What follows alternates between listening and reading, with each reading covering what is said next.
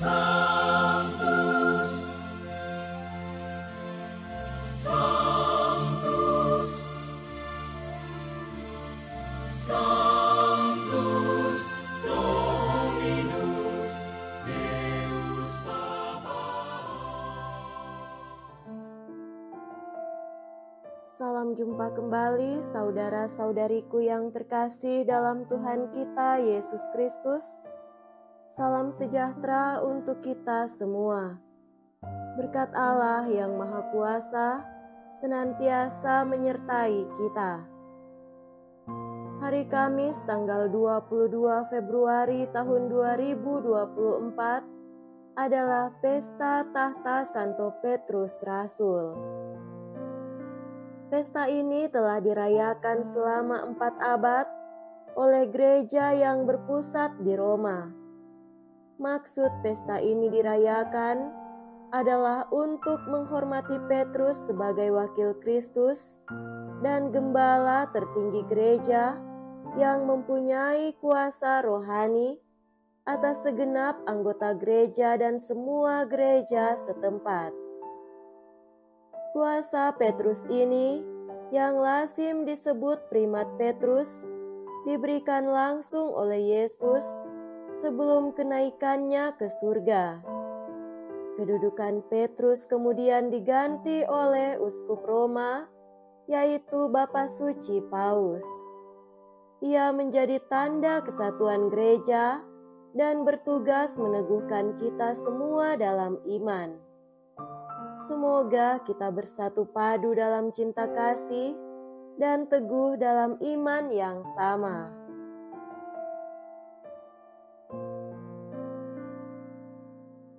Marilah kita mendengarkan dan merenungkan bacaan-bacaan kitab suci. Bacaan pertama dari surat pertama Rasul Petrus, bab 5, ayat 1-4. Saudara-saudara yang terkasih, sebagaimana teman penatua dan saksi penderitaan Kristus, yang juga mendapat bagian dalam kemuliaan yang akan dinyatakan kelak, aku menasihati para penatua di antara kamu, gembalakanlah kawanan domba Allah yang ada padamu, jangan dengan terpaksa, tetapi dengan sukarela sesuai dengan kehendak Allah, dan jangan karena kamu mencari keuntungan, tetapi dengan pengabdian diri. Janganlah kamu berbuat seolah-olah kamu mau memerintah atas mereka yang dipercayakan kepadamu, tetapi hendaklah kamu menjadi teladan bagi kawanan domba itu. Maka, apabila Gembala Agung datang, kamu akan menerima mahkota kemuliaan yang tidak dapat layu. Demikianlah sabda Tuhan. Syukur kepada Allah.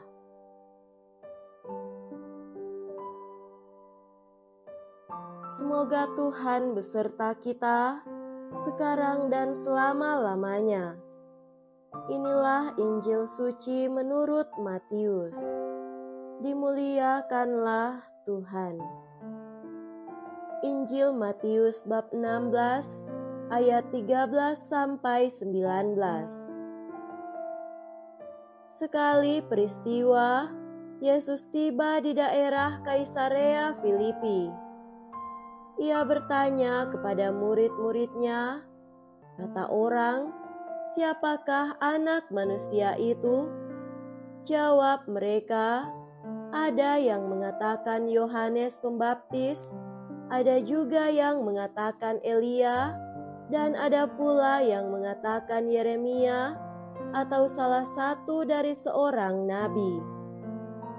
Lalu Yesus bertanya kepada mereka, "Tetapi apa katamu? Siapakah aku ini?" Maka jawab Simon Petrus, "Engkau adalah Mesias, Anak Allah yang hidup." Kata Yesus kepadanya, "Berbahagialah engkau Simon bin Yunus, sebab bukan manusia yang menyatakan ini kepadamu, melainkan Bapa-Ku yang di surga. Dan aku pun berkata kepadamu, engkau adalah Petrus, dan di atas batu karang ini akan kudirikan jemaatku, dan alam maut tidak akan menguasainya. Kepadamu akan kuberikan kunci kerajaan surga, dan apa yang kau lepaskan di dunia ini akan terlepas di surga. Demikianlah sabda Tuhan. Terpujilah Kristus.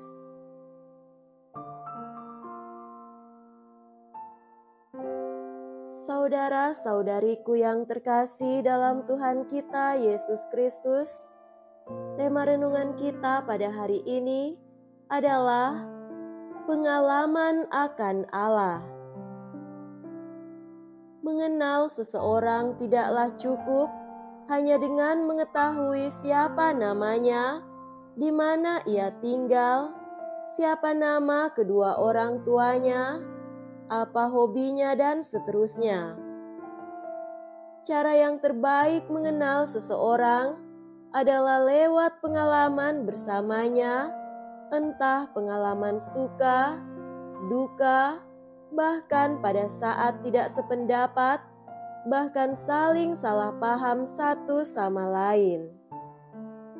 Pengalaman adalah guru terbaik untuk mengenal seseorang lebih dalam. Saudara terkasih, dalam Injil hari ini, Yesus bertanya kepada para murid-Nya, siapakah ia menurut orang banyak? Mengapa Yesus bertanya demikian? Yesus ingin mengetahui apakah orang banyak yang telah merasakan mujizat-Nya sungguh mengenali dirinya? Ternyata tidak. Mereka hanya mengenali Yesus sebatas nabi saja. Namun untuk menggali lebih dalam, Yesus bertanya lagi kepada para murid-Nya, menurut engkau sendiri siapakah aku ini? Dari antara murid Yesus, hanya Petrus yang berani menjawab, engkaulah Mesias, Anak Allah yang hidup. Dari mana Petrus mempunyai jawaban seperti itu? Melalui pengalamannya sehari-hari bersama dengan Yesus. Ia melihat Yesus membebaskan orang dari sakit, membebaskan orang banyak dari kelaparan, membebaskan orang dari hukuman rajam, membebaskan orang dari kematian, dan lain-lain. Bagi Petrus, Yesus adalah Mesias, dan Mesias sendiri adalah gelar bagi raja orang Yahudi. Dan raja sendiri dianggap sebagai anak Allah. Yesus sendiri pada akhirnya mengakui Petrus dengan mengatakan Petrus atau Kefas atau batu karang sebagai fondasi untuk mendirikan gerejanya. Dan gereja atau fondasi Petrus mendapat dua pedang atau kuasa, yakni mengikat serta melepaskan yang kita kenal dalam sakramen tobat dan sakramen pernikahan. Dan gereja tersebut yang kita kenal saat ini sebagai gereja Katolik. Saudara-saudariku terkasih, banggalah sebagai anggota gereja Katolik. Gereja Katolik mengajarkan kepada umatnya pengalaman akan Tuhan yang hidup, yang diwariskan oleh para rasul, bukan pengetahuan akan Tuhan saja. Pengalaman akan Tuhan inilah yang membuat para rasul berani bermisi dengan didukung oleh Roh Kudus dan Petrus sebagai wadas atau fondasi sebagaimana yang kita rayakan pestanya hari ini. Kenalilah Tuhan lewat pengalaman pribadimu, sehingga kita juga bisa mengakui Yesus sebagai Mesias. Semoga demikian. Amin.